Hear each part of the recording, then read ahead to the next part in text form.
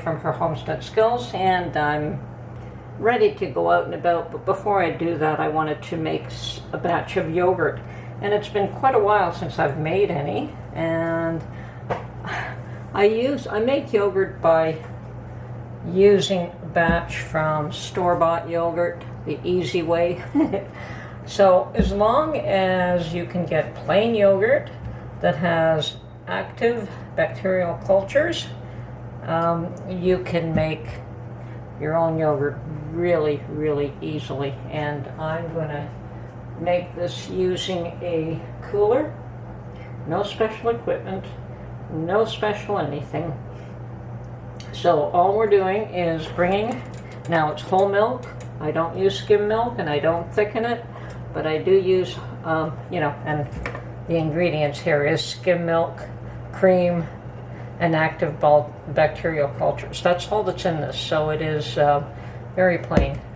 No gelatin, which is, I don't want any gelatin in it either. So I want it to thicken naturally. And so I start off with whole milk. I mean, we always use whole milk in this house. I've never used skim milk. So we have to get this up to 180 degrees. And then we have to cool it down to 110 and mix in just some of this. And what I found absolutely disturbing is that I could always find this on sale for around $2 for this container, and it's 750 grams. And it was almost $5. And yeah, I'd say that's more than 100% increase. So the milk has also gone up in price from, I believe it's a 4-liter container of milk that I buy, and used to pay around $5 for it. Now it's closer to $7. So yeah, everything's gone through the roof. Cream, so I picked up cream, I picked up yogurt, and I picked up milk yesterday, and I spent $15. So yeah, it's absolutely maddening. Anyway, I do want some yogurt in my diet, so I'm making it myself. Unfortunately, I did have to spend the $5 to get the base, and well, here we go. Okay, and my milk has reached 180 degrees. I've turned it off now, and I want it to cool to 110. And yes, you do have to use some form of a thermometer to determine the temperature. So you have to wait now till this is cooled off. Otherwise, when you mix in some of your cultures, which you will be doing, so when you mix in your yogurt, your store-bought yogurt with live cultures, you want this at 110 so that you do not kill the cultures. You want these to be live again. Okay, so now I'm just going to wait till this cools down to 110, and I could help it along by putting it in a sink of cool water if I want. Okay, so now for my cooler to work as a means of allowing the yogurt to come up to culture, you need a slightly warm environment. You don't need a hot environment, but you do need warmth. So what I do is I have boiling hot water. Now you can either boil your water, or you can, in my case, my tap water's pretty hot, so I just fill up 2 mason jars and close the lid, and this brings this up to the temperature required in order to turn your milk into yogurt. So I'm just going to put this aside for the time being, let it warm up, and we'll get back to the milk here. Okay, my milk has reached the temperature of 110, and I have measured that with a thermometer, and now I'm going to mix in my store-bought yogurt. And you don't even need a lot of it. But what you do want to do is stir this in well. mix it up good.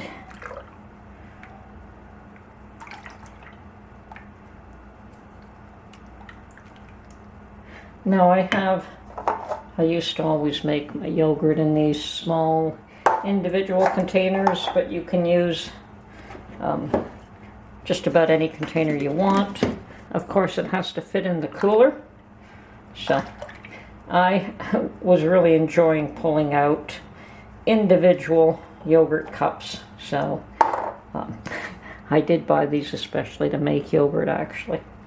Okay, so once this is mixed in, and I think I will start off making my small yogurt cups, and then if I don't have enough of them, I can't remember if I've used them for something else or how much milk I've made here. But anyway, I'll make as many individual cups as I can, and then whatever's left over will go in the larger container. Okay, I found a dozen of these little cups and their lids, and this has been mixing up quite nicely. Meanwhile, my cooler has been just slightly warming up inside because of the bottles of hot water that I put in there.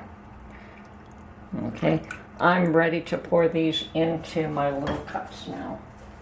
Something with a pour spout would help. Okay.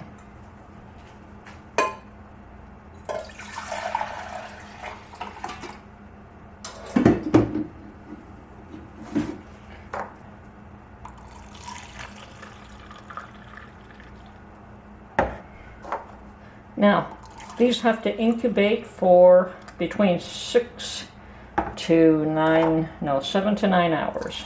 So around the 8-hour mark, you want to test it, and then they have to go in the refrigerator for a few hours. And so this should be ready for me for tomorrow. And it doesn't look like I'm going to get a dozen of these anyway, but it's all good. And what I'll end up doing, oh, maybe I will. What I'll end up doing is one of my last cups will go towards making another batch. So.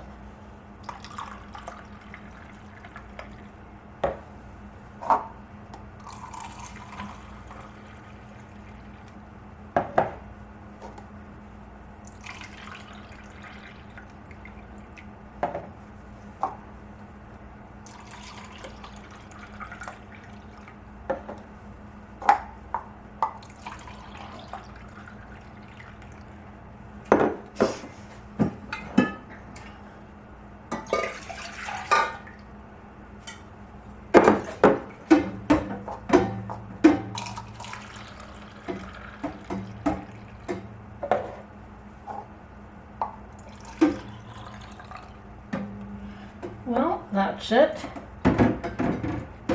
So this one is not full, so I'm going to increase the amount in each one of these so that I don't have a half of one.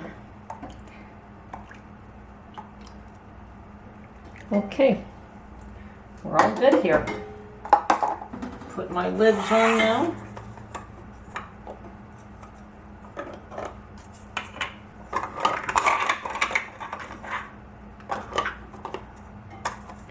And these are actually little ball freezer containers, so just a little slight twist and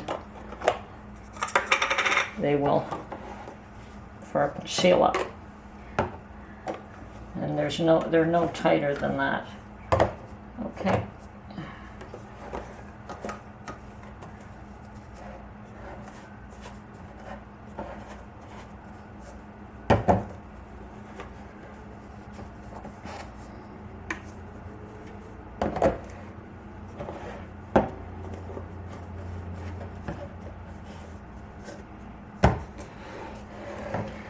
Two, 4, 6, 8, 10. So I managed to get 10 more little yogurt cups for myself.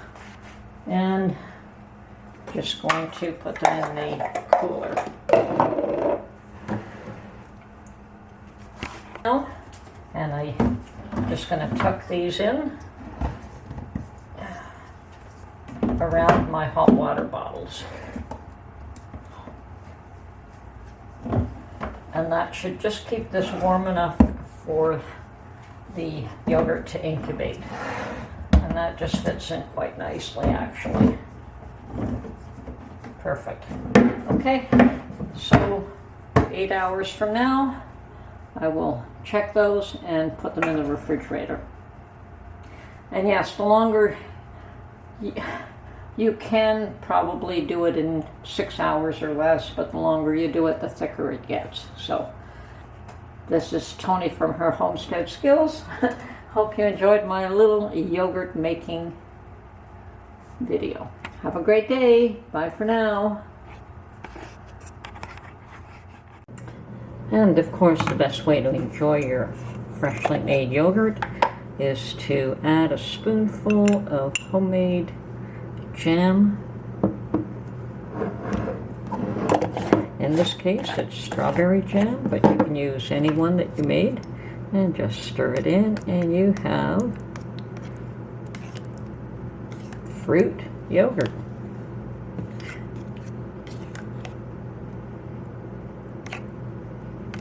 Okay, I'm going to go enjoy my yogurt now.